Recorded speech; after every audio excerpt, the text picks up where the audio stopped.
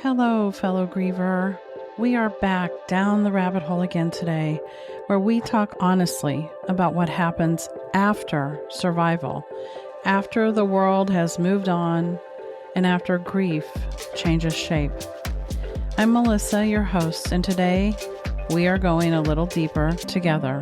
Welcome.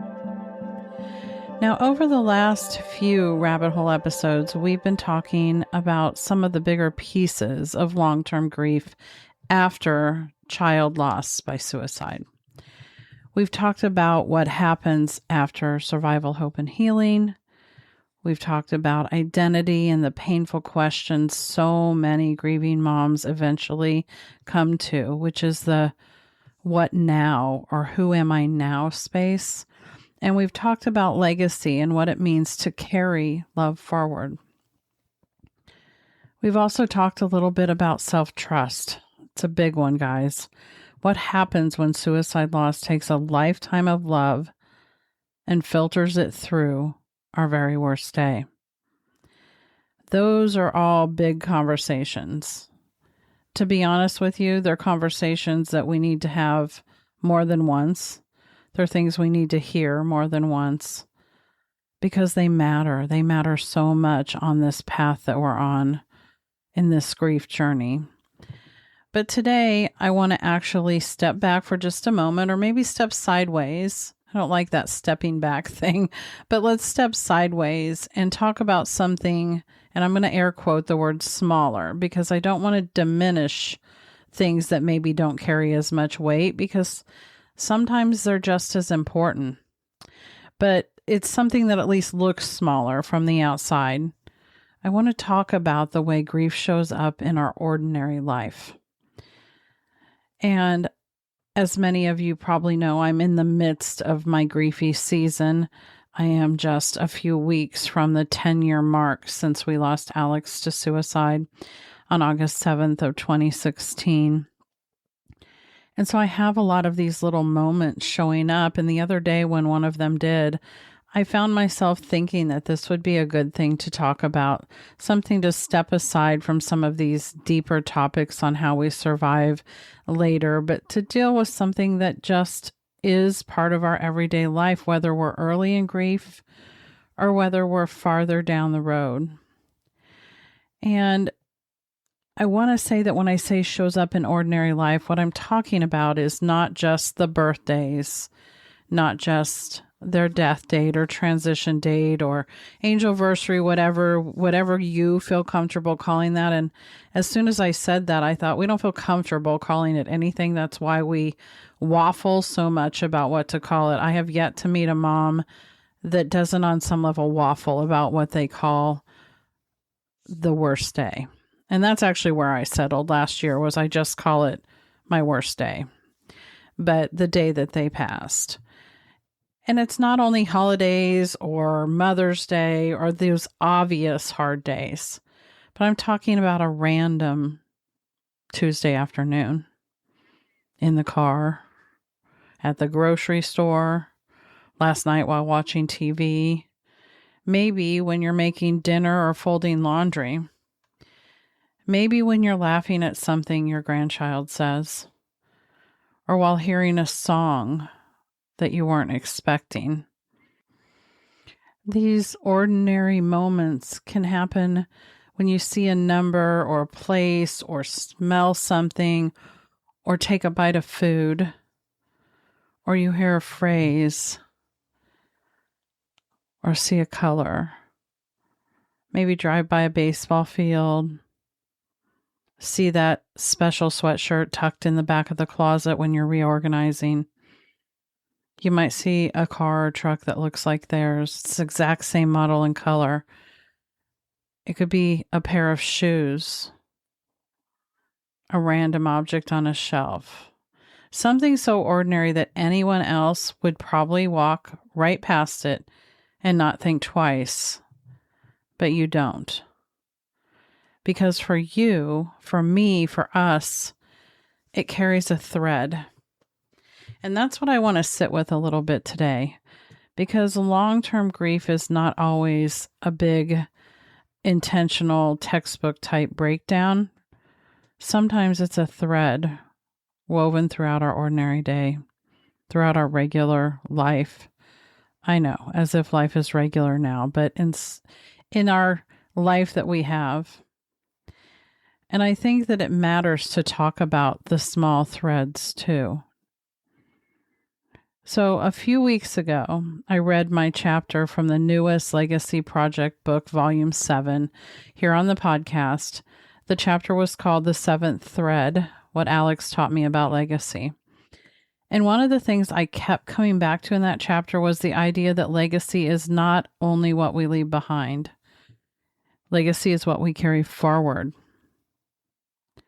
At the end of that chapter, I wrote, legacy is not what we leave behind. Legacy is what we carry forward. And I believe that deeply. But I also know that sometimes that can sound big. Legacy can sound like a book, or a foundation, or an advocacy, or a public story, or a project, or something formal that we need to name and organize. And sometimes it is those things. But often, mostly, legacy is much quieter than that. Sometimes carrying love forward looks like the way grief finds us in the middle of an ordinary Tuesday. And instead of pushing it away, we allow ourselves to notice. We let ourselves pause. We maybe let ourselves say, oh, hi, there you are. And maybe even, there we are. I know these moments happen to me all the time.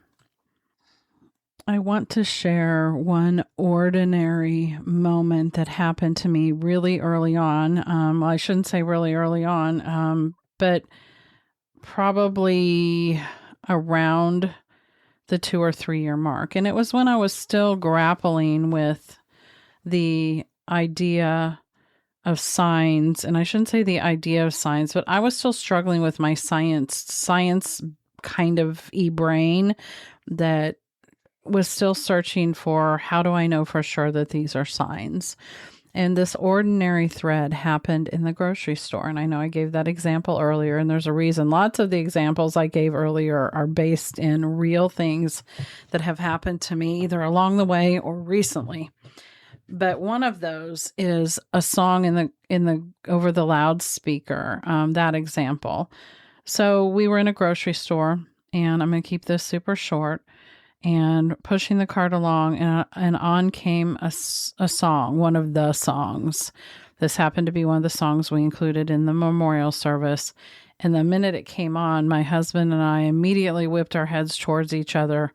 You could see the tears start to instantly well up in our eyes, and we both just kind of gave each other a look like, oh, are we going to be able to push the cart without crying our way through the store now? And in a silent moment of recognition, we just worked our way towards the cash register and made our way out. And by the time we were out, we were somewhat composed. And then, unbeknownst to us, there was a speaker in the parking lot. And I've encountered this a few places, but not many. This was a nice shopping plaza somewhere in the South that we were at when we were on our RV journey. And there was like music playing on these speakers in the parking lot, believe it or not. And my husband and I are pushing the cart along, and it was in the midst of a song change when we walked out. So it was kind of silent, and then the music started. And as a song began to play, we both just looked at each other in disbelief and thought, really? Another one? And yep, you can guess there was another significant song that was also played during the memorial service. So we kind of hurried and got into our Jeep. I even closed the doors, and my husband went to turn on the radio, and I said, let's not. I said, I don't know if I can take number 3 at this moment. And we drove to the gas station, straight to the gas station from there. We needed to get gas. We were getting groceries to get back on the road. And my husband rolled down the window as he got out of the Jeep, and he started to pump the gas. And then he looked at me deadpan and said, can you hear that? And I said, what? He said, and he pointed. He said, the music from the loudspeaker. And then I stopped and listened, and I said, "You've got to be kidding." And it was yet a third song. We literally had gone from song to song to song, walking through 3 separate areas quickly. And I paused, I closed my eyes, and I said, "Okay, Alex, mom's paying attention." Said those words out loud. Simple, everyday moment, but it was that moment that solidified for me that I can believe the signs. And that was the moment I said, Alex knows me well. He knows the skeptical part that I'm struggling with. And he decided that it was going to take 3 times to get mom to pay attention and believe it. And that's become, that's now been 8 years ago or something, 7, 8 years ago. And that is now a theme with Alex and I's communication that is woven into my daily life. When something happens in threes, we pay extra attention in our family, meaning signs that happen in threes, not just things that don't relate. We know that's when he's saying really pay attention, not just a hello sign that may happen as a one-off, which are beautiful. But when I get things concurrently in threes, me or my husband, we know there's a greater message in it. So I just wanted to share that one little example, that you could really kind of hopefully feel through the emotion that we were having that day. So the thing about grief is that, we tend to understand those obvious grief dates, the outside world. The people that love us understand why birthdays are hard. And then I'll give a subtext of even if they don't reach out to us, right? And should, which then that falls on us to tell them if that's important to us. But that's another episode for another day. They understand why the anniversary of their death is hard, and they might even understand, again, even if they don't acknowledge, why holidays hurt a little extra. They may not always know what to do with that information, like I said, but they can at least understand on a basic level that those days carry some weight. But the ordinary moments, those are harder for us to explain, quite often harder to explain even to ourselves, because how do you explain to someone that you were doing just fine until a song came on? Because I don't know about you, but there's times I have felt these things derail me in an instant, take me from a moment of fine and functioning pretty well to, reduced to a puddle of tears in the bathroom stall. How do you explain that a smell that just wafted into your room took you back 10 years? How do you explain that a number on a receipt made you stop in your tracks and lose your mind on what you were doing? Or how do you explain that the thing that has upended everything for you is that you saw that someone else's child reached an age that your child never got to reach, and suddenly the air changed in the room for you? How do we explain that grief can arrive in the middle of a perfectly normal day? Not because anything bad happened, not because we're fixated or paying attention to it, but just because love remembered something in our body and our soul. So the calendar can hold obvious grief dates, but ordinary life holds the surprise ones. And those surprise grief moments can feel confusing, especially if it's years later. Because if you're further out, there can still be a little voice that says, "Really? Still? Still?" My answer is yes, still. And I would answer always after that. And it's not because you're doing grief wrong. And oh my, it's not because you've gone backward. I've heard mom say that before too. Am I going backward? I was hit really hard with a moment the other day, and I should be past this. They start shoulding on themselves at that moment. And it's not because all the healing, growth, therapy, coaching, journaling, prayer, ritual, community, or any of the work you've been doing somehow disappeared or didn't matter. But it's because love is still attached. It's always going to be there. Being caught off guard by grief does not mean you have lost your progress. I need you to hear that because I needed to hear it. Being caught off guard by grief does not mean you have lost your progress. It means love still knows how to find you. And I think that that's such an important distinction in long-term grief, especially. We expect it more in early, right? Early grief often feels like just like a kind of a chain reaction crisis. It's immediate, it's consuming, it is in your body, in your breath, in your nervous system, and it changes how you sleep, eat, think, move, speak, and even function in the earlier days. But later, grief can become less constant and much more woven. You know, if you're visual like me, think of a giant pile of messed up yarn, just like you unrolled a bunch of them and then somebody like your toddler got into them, like, or in my case, my toddler grandson got into them and just had a heyday. That's early grief.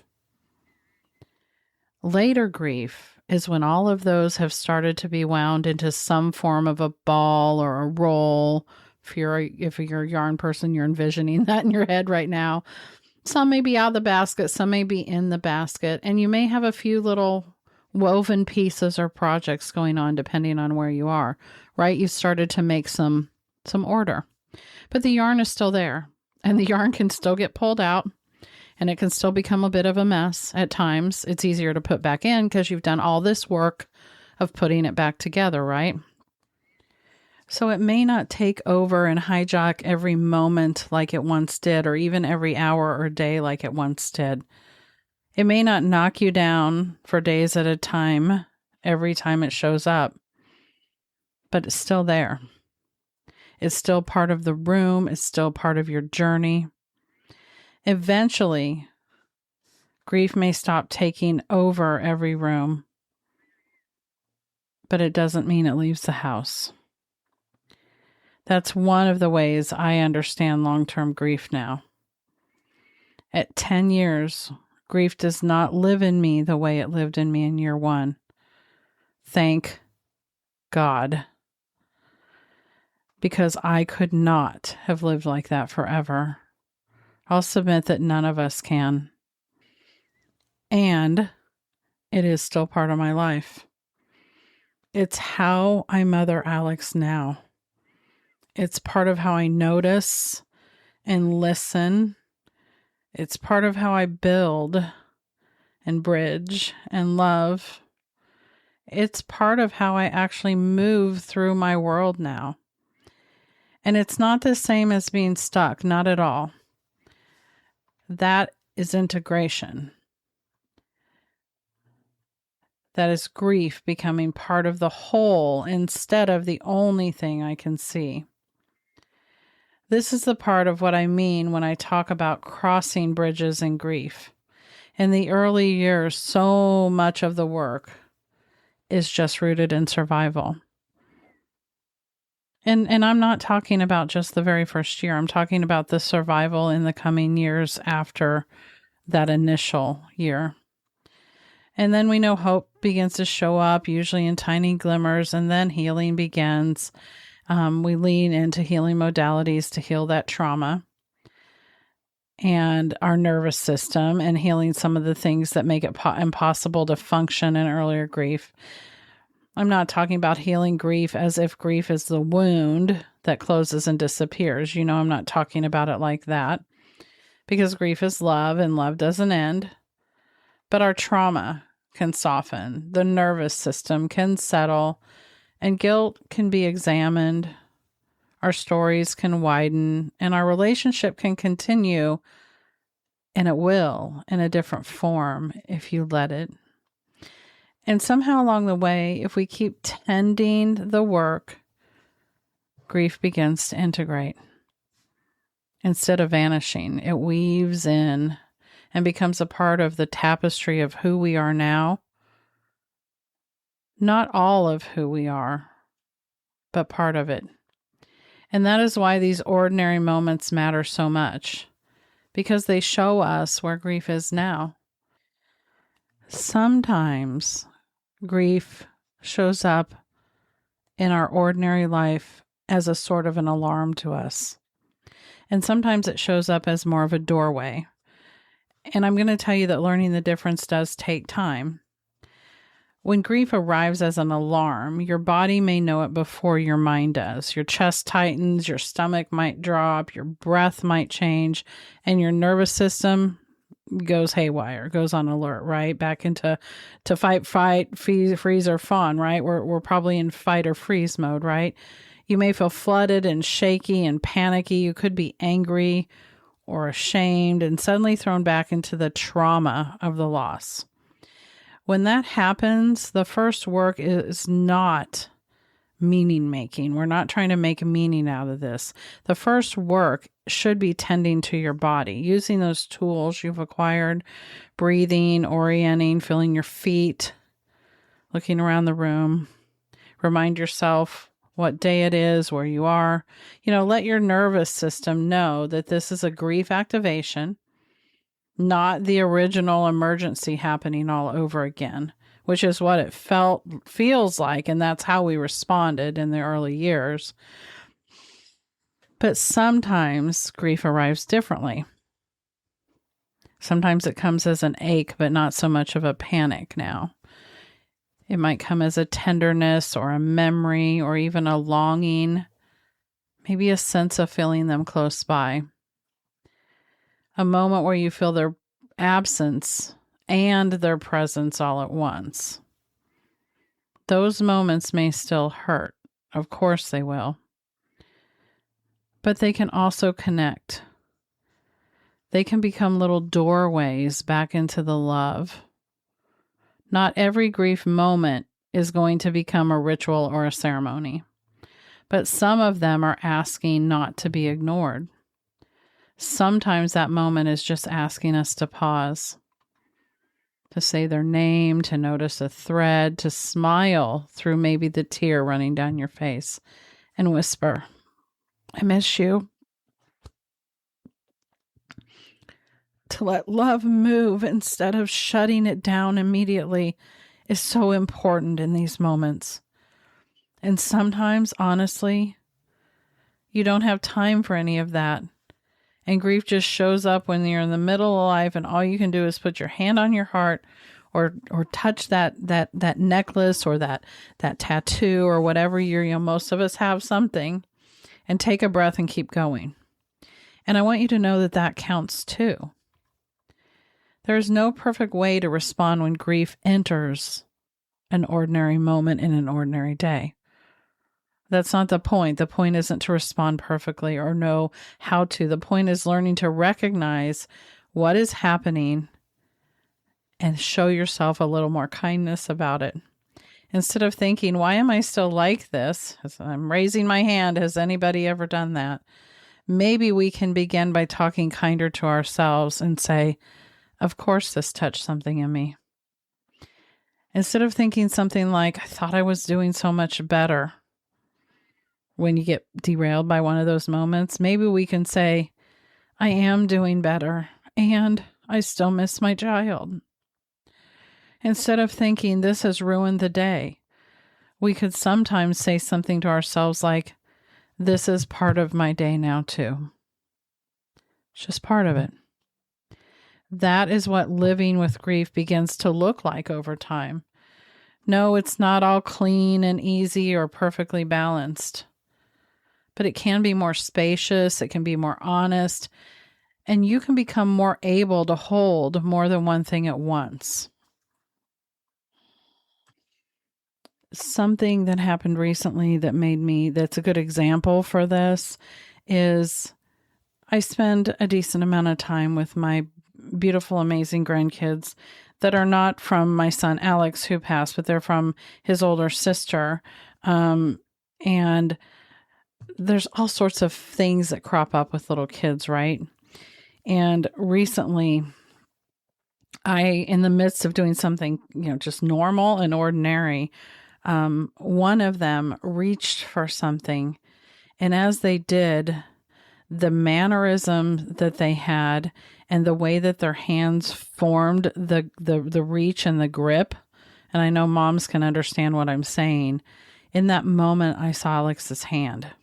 Like physically, I saw his hand.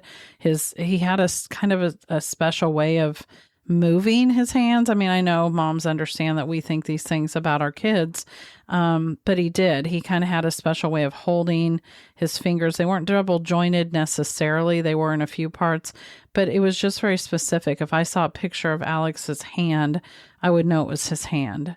And there was just something about it that immediately transported me back.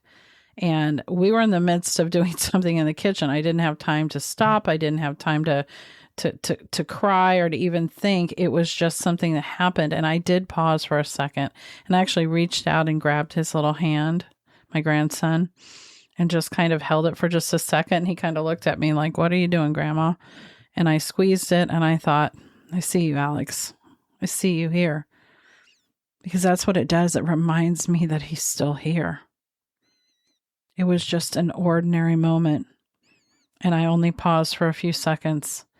And yet that little light in my heart, I put my hand on my chest right afterwards and felt that little light expand. And instead of allowing it to maybe collapse me or make me leave the room like it would have in the earlier days, I would have said, "I'll be back in a minute." And I probably would have broke down and cried. Instead, I kind of let those tears sit in my eyes and not necessarily drop. And I put that hand on my heart and felt that little light.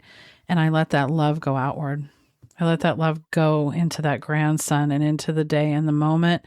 And I thanked Alex for showing up.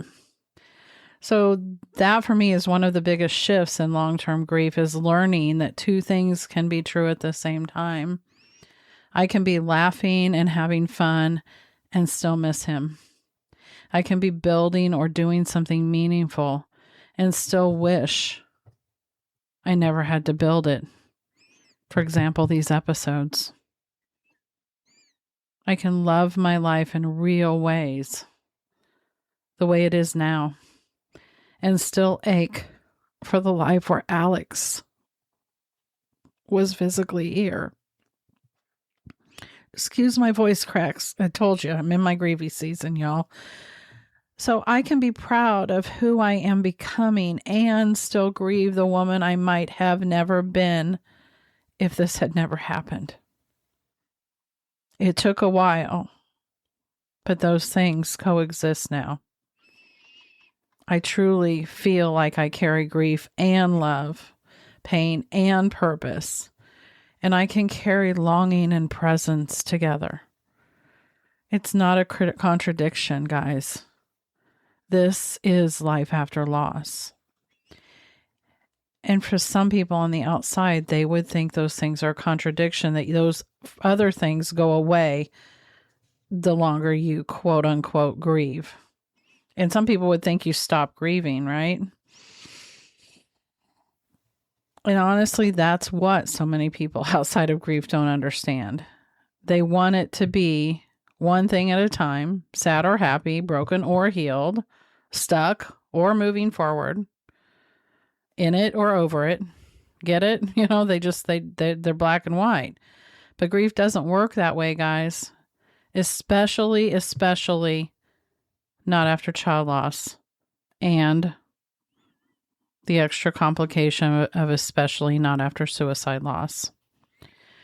We become people who can hold contradiction because we have to hold it. It's part of it. We can learn how to be fully alive and fully bereaved. And when grief shows up in the ordinary moments, it's often reminding us of that exact truth. It's saying the love is still here. This relationship still exists and still matters. This life is still being lived with them woven into it. Maybe not physically present the way we wish they were and the way they once were. Not in the way we would have chosen by any stretch of the imagination, but still part of us, still shaping us and teaching us, still threaded through these ordinary days. And I think that's why that when grief shows up in the small stuff, it can feel so sacred sometimes because it's often not about the object or the song or the smell or the house number. It's usually not. It's about the connection. It's about the relationship continuing to reach us through the veil, through the life we're still living. And this is where I think legacy becomes very practical and ordinary. Not a capital L legacy project, not necessarily a book or a public story, but legacy as love in perpetual, continual motion. Legacy is the way you make their favorite meal. Legacy is the way you talk about them to someone new. Legacy is a way you notice a butterfly or a feather or a number and let it matter, even if you do not feel the need to prove anything to anyone or share it with anyone. Legacy as the way you say their name. Legacy is the way you keep becoming who you are because they lived. That is the part I couldn't understand in the beginning. I thought remembering was the whole goal. I thought legacy was mostly about preserving stories, the pictures, the names, all the details of their life. And those things do matter deeply. But what I know now is that remembering is not where our work ends. Connection is so much deeper than memory because love is deeper than memory. And sometimes when grief shows up in our ordinary life, it's inviting us back into that connection. Not always. Sometimes it is a trauma reactivation. Sometimes it's just a hard moment that needs care. But sometimes it's that lovely tapping on the edge of the day saying, notice me, pay attention. We don't have to force that into any box. We don't have to spiritualize every moment or make everything mean something special. But we are allowed to let meaningful things be meaningful. And if something ordinary brings your child close in a way that feels tender, connective, or grounding, you are allowed to receive that just as it is and let it count. And when the moment hurts, when it catches you off guard or knocks the wind out of you, that doesn't mean you're not doing grief right. It may simply mean grief has entered the room again, and naming that can help. Not because it makes the moment painless, but because it can make it a little less lonely inside of yourself. This is part of what Living Forward asks of us. Not to stop having griefy moments, not to stop missing them, not to become so evolved that nothing touches us anymore. And I think that's where some people think we go, but it's not, because that's not real. Living forward doesn't mean grief disappears from ordinary life. It means ordinary life grows large enough to hold the grief. So maybe grief showing up in an ordinary life is not proof that you're going backwards. Maybe it's not proof that you are broken or stuck or failing. Maybe sometimes it's simply proof that love is still here and still moving, still touching the edges of our days, our moments, reminding us that our child is a part of us, not only on the hardest days, but in the small, strange, sacred, ordinary ones too. And I would love to hear from you about this. If you don't know it, you can now leave me a voice message through the link in the show notes, or send me an email and tell me where grief shows up for you in ordinary life, or what helps you stay with yourself when it happens. Your reflection may help shape a future episode, because I think this is one of those conversations grieving people need to hear from one another about, not just from me, but from us. And before you go today, if this episode resonated with you at all, please feel free to share it with someone who needs it. Please follow the show if you don't, so you won't miss future episodes.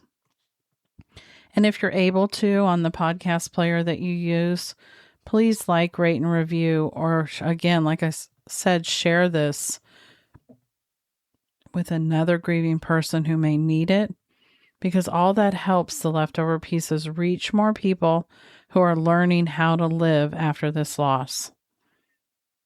I appreciate you doing this more than I can say. And I want to leave you with this. Long-term grief is not always a breakdown. Sometimes it's finding love in the middle of an ordinary day. Talk soon. And if you're still here, still listening for just a moment, please know you can always find all the ways to connect with me at theleftoverpieces.com. Whether you're looking for free support, the bridge sessions, one-on-one coaching, legacy work, podcast resources, or a way to share what's on your heart, it all is there. Remember, this is lonely, but you are not alone. I'm right here with you. Talk soon.